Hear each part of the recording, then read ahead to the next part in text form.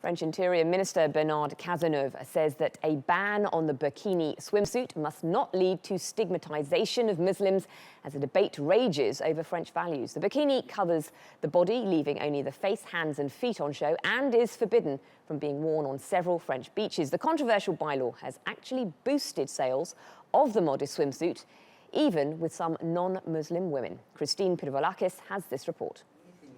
Business is booming for Asha Tanna. The Australia-based designer created the burkini 12 years ago.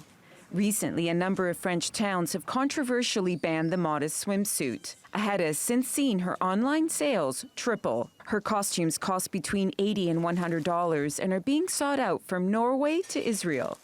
Our sales has increased, and the more they actually ban it or the more they actually reject it, it doesn't mean a woman will never stop wearing it. I mean, we've introduced this new lifestyle to women that never had it. France's ban on the garment follows a series of deadly terrorist attacks linked to radicalized youths. The Prime Minister describes the burkini as based on the enslavement of women and incompatible with French values. Since the ban came into effect, French police have been pictured forcing women to remove the clothing on a Nice beach. And over the weekend, 3 women in Cannes were fined $43. But for Asha, the burkini is about freedom and healthy living, not oppression. She estimates that more than 40% of her customers are non-Muslims. I think they've misunderstood.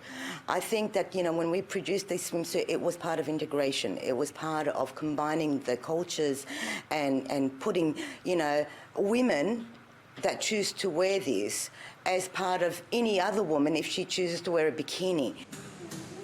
Swimming instructor Fadlia Chaflik says the burkini has been a lifeline for her, and the ban will only limit women. It's a safety issue.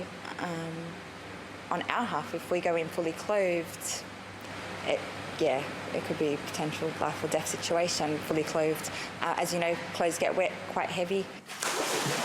The Human Rights League is appealing against a decision by a lower court to uphold the ban. France's highest administrative court is due to examine the law on Thursday and rule on the future of this piece of swimming fabric that's become so heavily politicized. Pirovolakis, TRT World. Well, joining me from London is Elana Nikolava, editor of Muslim Travel Girl. Welcome to Money Talks. France has been very keen to show itself as a nation that supports freedom of expression, and this was very clear after the Charlie Hebdo attack in January 2015. Is the call for a ban on bikinis screaming hypocrisy? Isn't it? I mean, freedom of expression usually means that you're free to do whatever you feel that is good for you as a human being. And at the moment, France is doing totally the opposite by banning the burkini, because they are targeting a very small segment of the French and tourist population. If we look at the French Riviera, it's not a cheap place to holiday. Saint-Tropez, Cannes, Nice. We know that tourist numbers are down in France following a number of terror attacks. You write a travel blog. How is this going to impact Muslims visiting France? Will they stop going? Well, it's a very good question, actually, and I get a lot of emails and questions on social media regarding traveling to France or even traveling to Europe and how safe it is for Muslims from different countries to travel to Europe. As you said, French Riviera is not cheap, and I personally believe that it is going to affect France. They have been several $1 billion, lower this half year because of the tourism. So I definitely think it is going to affect them. And it is affecting them because a lot of the Middle Eastern countries are visiting France, and they're currently going to different countries in Europe. What do you think the impact will be over a long time if these bylaws stay in place? Because there has been call for debate, hasn't there, from Muslims, not just globally, but within France?